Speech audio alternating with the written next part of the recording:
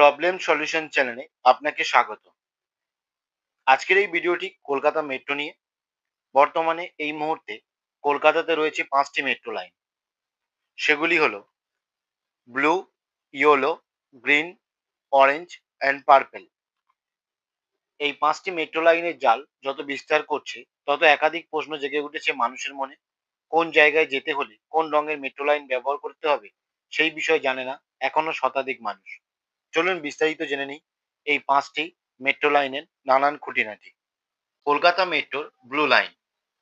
বর্তমানে এই ব্লু লাইনটি রয়েছে দক্ষিণেশ্বর থেকে কবি সুভাষ অর্থাৎ নিউ গড়িয়া পর্যন্ত।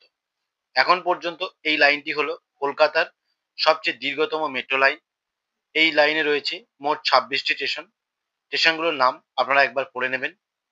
এরপরে আমরা আলোচনা করব ইয়েলো লাইন মেট্রো পরিষেবা নিয়ে। এই ইয়েলো লাইন মেট্রো পরিষেবা বর্তমানে চালু রয়েছে নোয়াপাড়া থেকে জয়হিন্দ অর্থাৎ বিমানবন্দর পর্যন্ত। এই লাইনে মোট ৪টি স্টেশন রয়েছে। স্টেশনগুলোর নাম আপনারা একবার পড়ে নেবেন।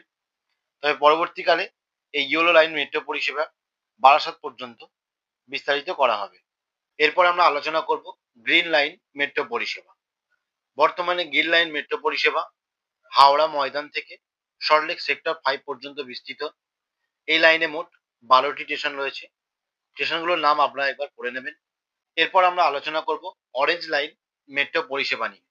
বর্তমানে এটি নিউ গড়িয়া অর্থাৎ কবি সুভাষ থেকে বেলেঘাটা পর্যন্ত বিস্তৃত। এই লাইনে মোট ৯টি স্টেশন রয়েছে। স্টেশনগুলোর নাম আপনারা একবার পড়ে নেবেন। এরপর আমরা আলোচনা করব পার্পেল লাইন মেট্রো পরিষেবা নিয়ে। বর্তমানে এটি জোকা থেকে মাঝেরহাট পর্যন্ত চালু রয়েছে। এই লাইনে মোট 7টি স্টেশন রয়েছে। স্টেশনগুলোর নাম আপনারা একবার পড়ে নেবেন। তবে পরবর্তীকালে মাঝেরহাট থেকে এটি এক্সপ্ল্যানেড পর্যন্ত সম্প্রসারিত হতে পারে। তো আশা করছি আপনারা বুঝতে পেরেছেন মেট্রোর এই 5টি লাইন সম্পর্কে। যদি আপনাদের ভিডিওটি ভালো লাগে একটি লাইক করবেন।